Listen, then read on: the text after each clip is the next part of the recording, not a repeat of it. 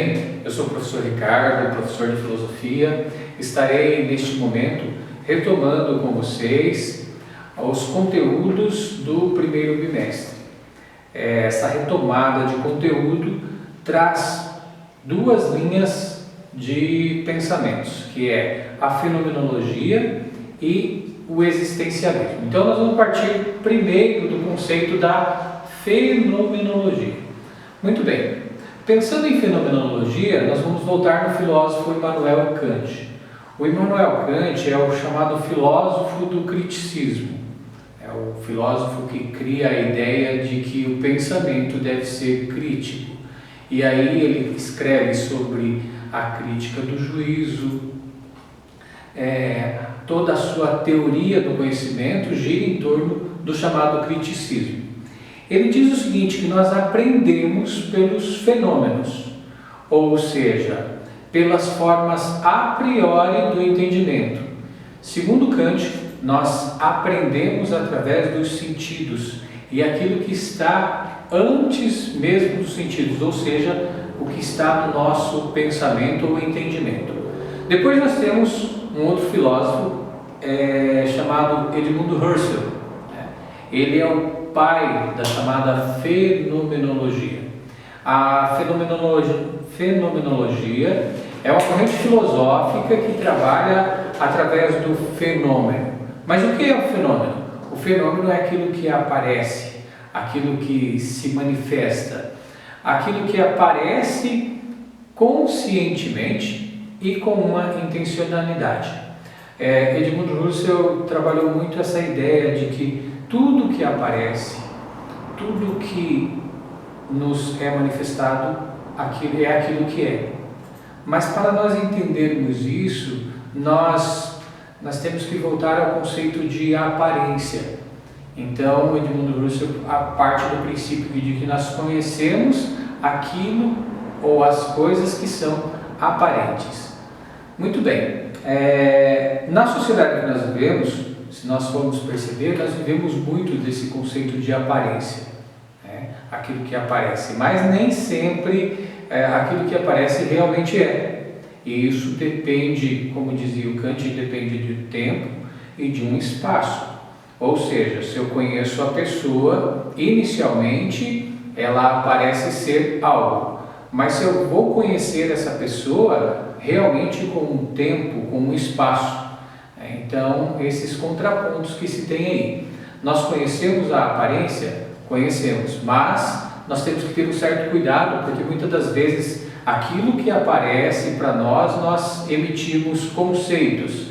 E os nossos conceitos muitas vezes podem ser conceitos ou pré-conceitos. Ou seja, elaboramos conceitos sem antes realmente conhecer. Muito bem. A outra área que nós estudamos aí num certo período é o conceito de existencialismo. O existencialismo ele é uma corrente filosófica que foi inaugurada pelo filósofo Søren Kierkegaard. É o existencialismo cristão. Ele parte do princípio de que o homem ele é detentor de escolhas. O homem é detentor do livre-arbítrio do Santo Agostinho. O homem ele pode escolher aquilo que ele quiser.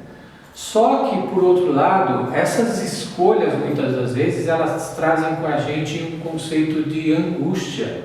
Nos angustia escolher. Em sala de aula eu falo sobre as maçãs. Eu tenho uma maçã verde e uma maçã vermelha. E eu posso escolher somente uma. Qual delas eu vou escolher? E aí vai muito do conceito que você tem de gosto, de sabor, de beleza. E muitas das vezes as escolhas nos angustiam.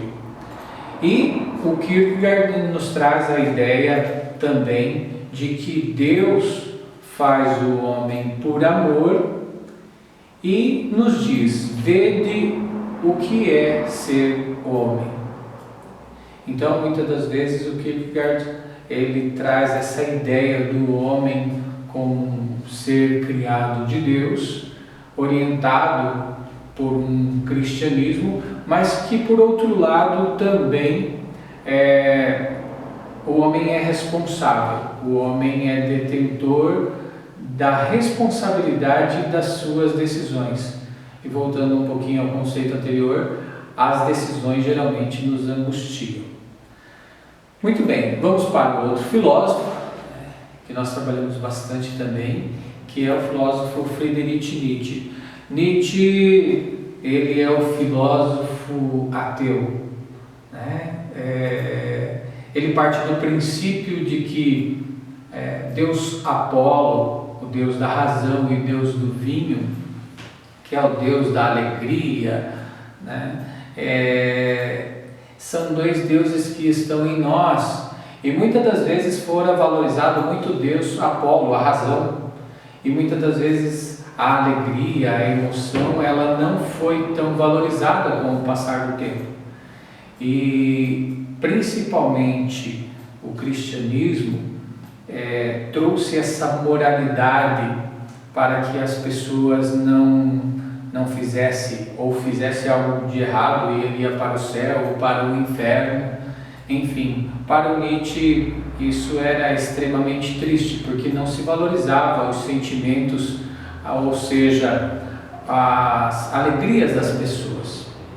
Do Nietzsche também a ideia de que Deus está morto, não no sentido de que Nietzsche fala Deus está morto, mas analisando o cristianismo, a moralidade cristã, até mesmo o comportamento humano, dava para perceber que o humano tinha matado Deus. Por isso ele chegara a essa conclusão. Muito bem.